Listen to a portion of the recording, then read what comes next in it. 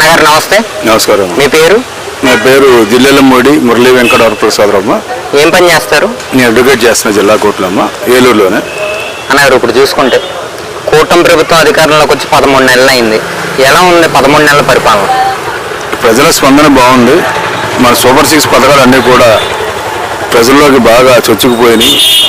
ఈ ఆగస్టు నెలలో చివరి పథకమైన అన్నదాత పథకం కూడా ప్రజలకి రైతుల ఖాతాల్లో జమ చేస్తున్నారు 20,000 రూపాయలు. తర్వాత ఆగస్టు నెలలోనే 15వ తారీఖున మహిళలకు ఉచిత బస్సు కార్యక్రమం కూడా ప్రవేశపెట్టడం వల్ల మహిళలు రైతులు కూడా అత్యంత ఆనందంగా ఉన్నారు.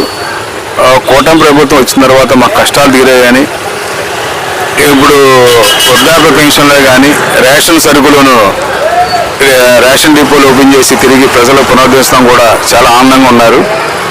అంతేకాకుండా ఈ ఏదైతే సంవత్సరాలలో చంద్రబాబు నాయుడు గారు కూటమి ప్రభుత్వం చేపట్టిన అభివృద్ధి కార్యక్రమాలు ప్రజల్లోకి వెళ్ళి ఇంటింటికి వాళ్ళ కార్యక్రమాలు వెళ్ళి వాళ్ళకి ప్రభుత్వ పథకాలు అంతనాలు కనుక్కోవడం కూడా ప్రజల నుంచి మంచి స్పందన వస్తుంది. ఈ 13 నెలల కాలంలో చంద్రబాబు చేసిన అభివృద్ధిని ప్రజలు ముక్తకాండంతో జయ పలుకుతున్నారు. అన్నగారు ఎవరు మీ ఎమ్మెల్యే గారు ప్రస్తుతం?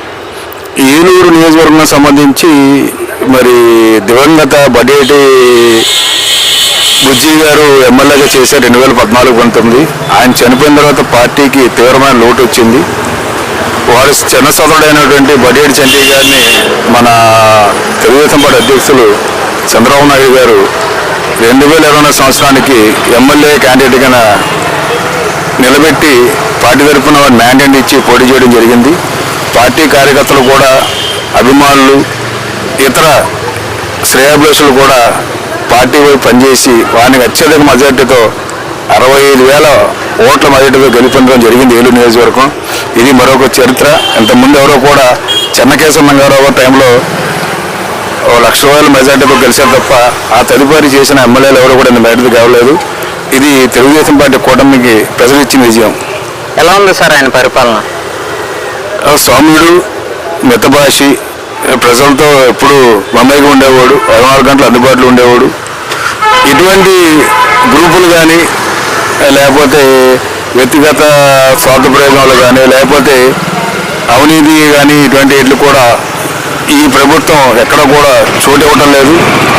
పైగా ఏలూరు నియోజకవర్గంలో ఇంతకుముందు ప్రతి విషయంలో కూడా ఈ దౌర్జన్యాలు లేకపోతే రౌడీజాలు, గూండాయిజాలు బాగా పెచ్చుగా ఉన్నాయి. ఇప్పుడు అదుపులోకి వచ్చిందంటే కారణం శాసనసభ్యులు కానీ వారు చేస్తున్న పనులే ప్రజలకి అభివృద్ధి వైపు చూస్తున్నారు తప్ప అవినీతి వైపు లేకపోతే అరాచకం వైపు చూడని ప్రభుత్వం మహాకూటమి ప్రభుత్వం.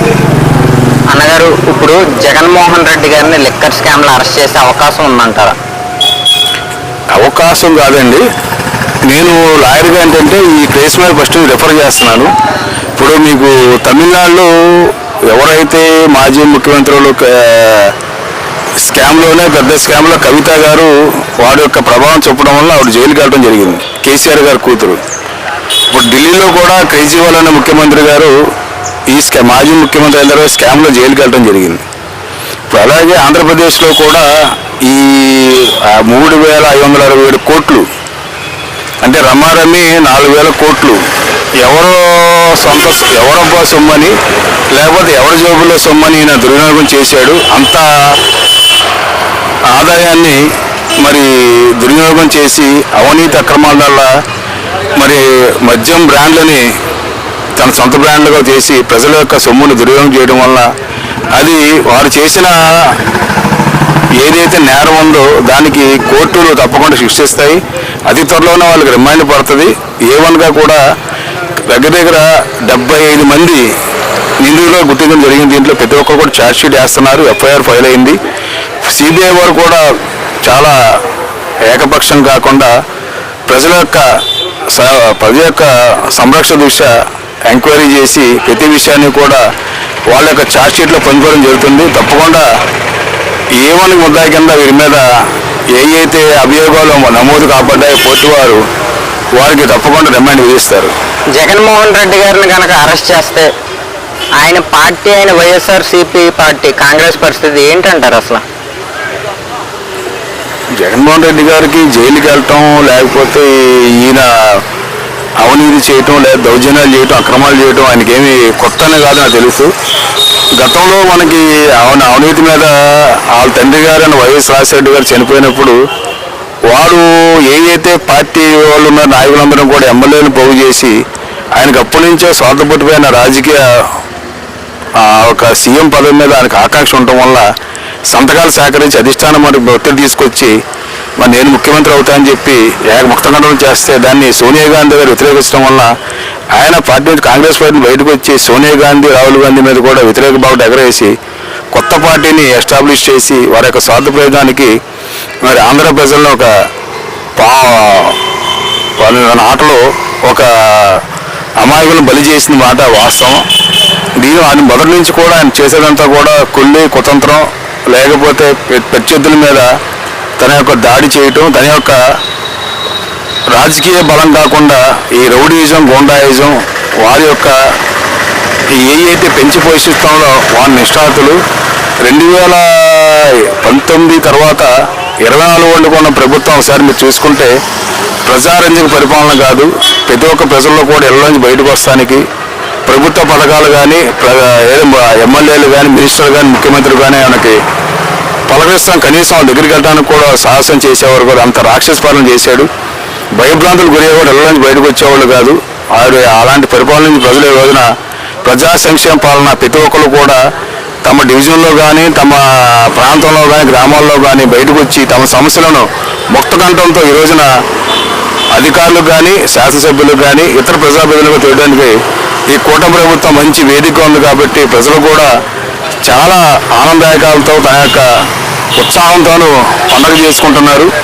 ఇది అందరూ కూడా ప్రజలు గుర్తించాల్సింది తప్ప ఏ ఒక్క రాజకీయ పార్టీ అని వ్యక్తిగత కష్టంలో లేకపోతే రాజకీయ దేశంలో చేసింది కాదు. ఇది ప్రజల నిర్ణయం. ప్రజలు చేసిన ప్రతి పని కూడా ఎవరైనా సరే కట్టుబడి ఉండాల్సిందే. కాబట్టి చంద్రబాబు నాయుడు గారు మరి మోడీ గారు ఇది పవన్ కళ్యాణ్ గారు ఆ రోజున ఈ ప్రభుత్వం రావడం చేసిన కృషి వాళ్ళు జైల్లో పెడతాం, చంద్రబాబు నాయుడు 51 రోజులు జైల్లో పెడతాం, పవన్ కళ్యాణ్ గారు నడి రోడ్డు మీద ఆపేసి ఆయన కింద నడి రోడ్డు మీద పడుకుంటే కూడా ఆయన విచక్షణాయుతంగా ఆయన మీద లాఠీచార్జ్ చేయించడం, తర్వాత రాష్ట్రంలో ఉన్న ఇతర పార్టీ నాయకులను కూడా ఆయన తన యొక్క రాజకీయ అహంభావంతో అందరినీ కూడా మరి వాళ్ళ యొక్క కుక్కడు వేలతో తొలగిస్తా అని చెప్పి హెచ్చరికలు జారీ చేయటం, మిమ్మల్ని రాజకీయ హత్యలు చేయటం, రమారమి 67 మంది ఏ పార్టీ తెలుగుదేశం పార్టీకి జనసేన కానివ్వండి బీజేపీ కానివ్వండి అందరినీ కూడా రాజకీయ హత్యలు చేయించిన ఘనత జగన్మోహన్ రెడ్డి గారు ఎక్కింది. మరి అలాంటి చరిత్రహీనమైన పార్టీని ప్రజలు మరొకసారి వారి వద్దకు చేరుకోవాలనుకుంటున్నాం. తెలుగుదేశం పార్టీకి ఒక ఎన్టీ రామారావు ఒక చంద్రబాబు నాయుడు హయాంలో జరిగిన ఇంటింటికి వెళ్ళి వారి యొక్క పథకాల గురించి చెప్పడం కానీ కూడు గూడు గుడ్డ అనేది ఎన్టీ రామారావు గారు 2 రూపాయల కిలో బియ్యం తీసుకొస్తాం కానీ లేకపోతే సమాజంలో దేవుళ్ళు ప్రజలే సమాజంలో దేవుళ్ళు ప్రజల దేవుళ్ళు అని చెప్పి ఆ నినాదంతో ప్రజల్లోకి వెళ్ళిన తర్వాత దాన్ని సంక్షేమంగా మార్చి 2 రూపాయల పెన్షన్తో పాటు వారికి అభివృద్ధి కార్యక్రమాల్లో వాళ్ళు భాగస్వాములు చేయటం ఈ ప్రభుత్వం గొప్పదనం. మీరు ఒకసారి చూసుకుంటే కనుక ఏలూరు నగరం అభివృద్ధి చెందంటే దానికి ప్రజల భాగస్వామ్యం లేకుండా ఏమీ చేయలేం. ఈ రోజున మన ప్రభుత్వం వచ్చిన తర్వాత 11-13 నెలల్లో రోడ్లు బాగుపడి, డ్రైన్లు బాగుపడి, వీధి రేట్లు బాగుపడి, ప్రజలు బాగుపడ్డారు, చదువులు బాగుపడి, విద్యా సంస్థలు అభివృద్ధి చెందిని, దాంతోపాటు అధికారులు కూడా స్వేచ్ఛగా స్వతంత్రంగా ప్రజల యొక్క అభిప్రాయం కొరకు వాళ్ళు ముందుకు వచ్చి కార్యక్రమాలు చేస్తున్నారు తప్ప ఎటువంటి స్వార్థప్రయోజనం లేకుండా చేస్తున్నారు.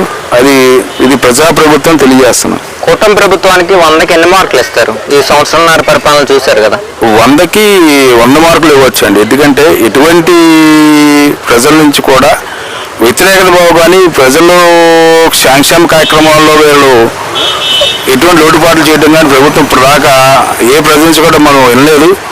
ఒకవేళ ఒకళ్ళిద్దరు ఏమన్నా తెలియక మాట్లాడినా లేకపోతే వాళ్ళు ఆలోచించక మాట్లాడినా అది తొందరపడదు ఇంకోటి కాదు. మేము ఏదైనా సరే తప్పు చేస్తే దాన్ని ఈ ప్రభుత్వ పరంగా అధికారులు కానీ శాసనసభ్యులు కానీ తెలుగుదేశం పార్టీ నాయకులు కానీ ముఖ్యంగా మా ముఖ్యమంత్రి చంద్రబాబు నాయుడు గారు జరిగిన వెంటనే ఎంత స్థాయిలో నాయకుడైనా సరే వాళ్ళని పార్టీని తొలగించడం కానీ వాళ్ళ మీద కక్షణ చర్యలు తీసుకుంటాం మీరు చూస్తున్నారు. మాది అవినీతి కాదు, అక్రమార్జన ప్రభుత్వం కాదు, కాబట్టి దౌర్జన్యాలు దహనగానులు చేసే ప్రభుత్వం కాదు. అలాగని చెప్పి మేమేమి ప్రజల సంక్షేమ కార్యక్రమాల మీద మేము మా యొక్క అధికార దుర్వినియోగం చేసే పని కాదు. ఇది ప్రజాప్రభుత్వం. ప్రజలు ఏది కావాలో చేస్తాం తప్ప ప్రజల వ్యతిరేకంగా ఎప్పుడు చేయాలి. వాళ్ళు చేస్తే కనుక వాళ్ళు నిలదీయచ్చు. ఈ రోజే మీరు ఈ గత నెల రోజుల నుంచి కూడా ఈ కూటమి ప్రభుత్వ నాయకులందరూ కూడా ఈ 11 నెలలు చేసిన కార్యక్రమం ప్రజల్లోకి వెళ్తుంటే ఒక్కడా కూడా ఏ ప్రజల నుంచి కూడా వ్యతిరేక భావం రాలేదు. ప్రతి ఇంటి గుమ్మం కూడా ప్రతి ఒక్క ఇంట్లో కూడా ఏదో ఒక సంక్షేమ పథకం వాళ్ళకి అందుతుంది. వాళ్ళు చాలా ఆనందంగా ఉన్నారు, చాలా స్వేచ్ఛగా సొంతపోతున్నారు. ఇది ప్రజాప్రభుత్వం, ప్రజా సంక్షేమ ప్రభుత్వం కాబట్టి అందరం కూడా హర్షణీయంగా ఉంటున్నాం. Thank you.